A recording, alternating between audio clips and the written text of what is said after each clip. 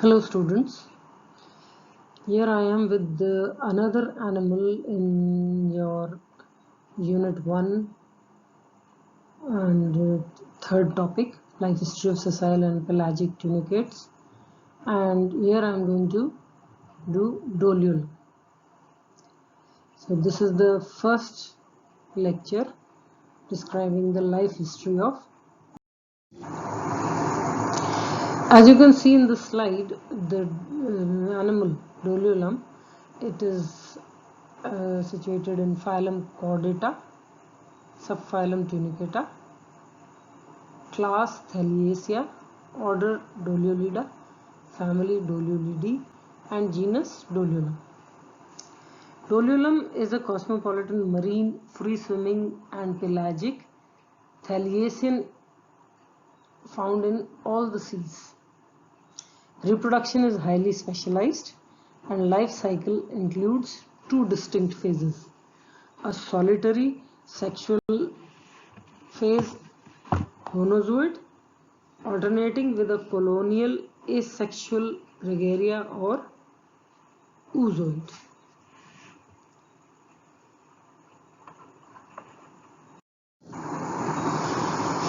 Here you can see the diagram of both the phases. The first diagram shows the sexual phase, Doliolum, and the second diagram shows the asexual phase, which is also known as the nurse phase of Doliolum. Now look carefully at the diagram. In the sexual form, you can see in the diagram there are 8 muscular bands covering the body, and there is a mantle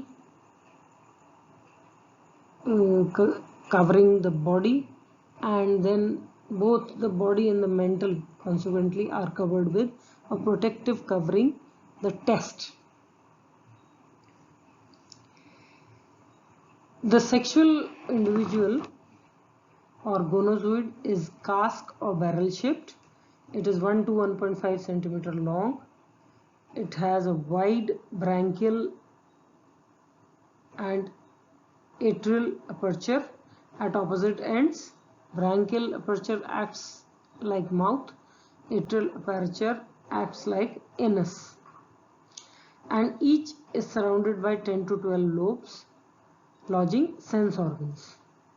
These lobes, they have sense organs in them which test the quality of incoming and outgoing water. Test is extremely thin and transparent, through which internal structures are clearly visible. Mantle contains 7 to 8 muscle bands completely encircling the body, and they are known as cyclomyeria. The terminal ones are serving as sphincters. Terminal ones means the one immediately behind the branchial aperture and one immediately near the atrial aperture.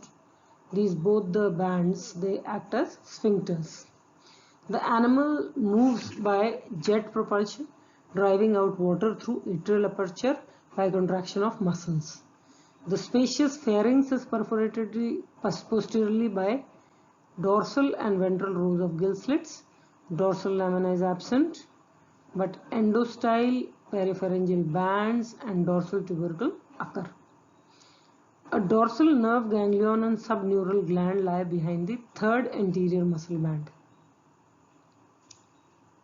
Heart lies mid-ventrally, posterior to endostyle. Sexes are united.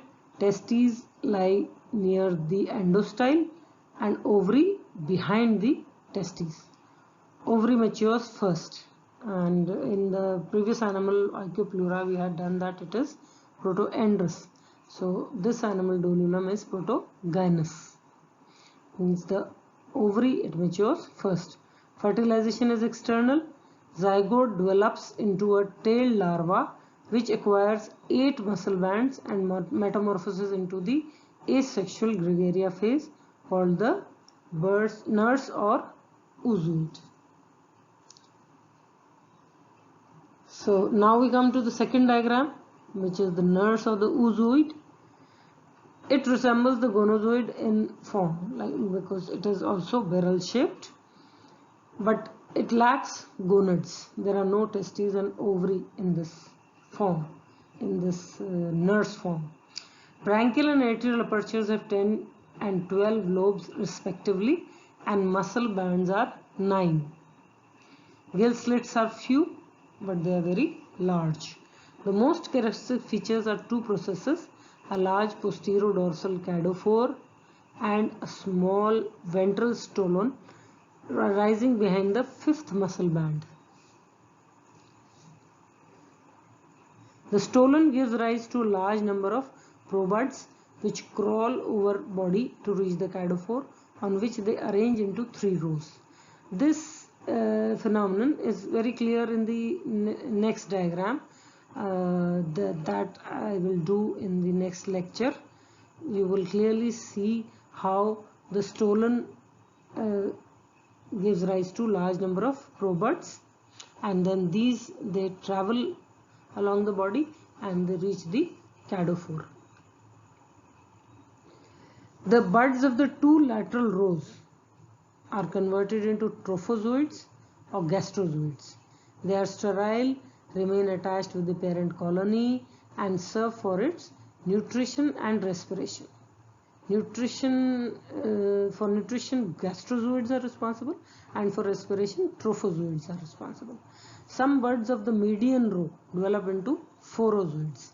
These are also sterile but detached from the parent colony. They serve as nurses for other median buds which become attached to their stalks and develop into sexual gonozoids. After attaining sexual maturity, the gonozoids break off to become independent solitary phase. Thus, life history of Dololum exhibits polymorphism and alternation of generation. This I have done in the context of their structure. These things will repeat again in the next lecture, where I will do the life cycle of Dololum.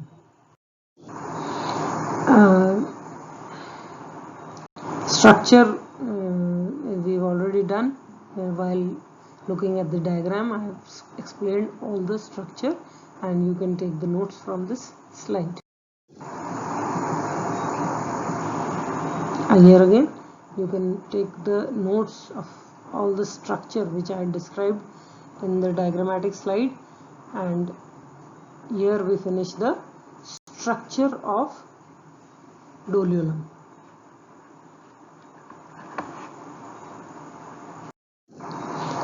And this lecture will be continued next time, so I will do the next lecture. We will talk about the life history of Dololum. Thank you.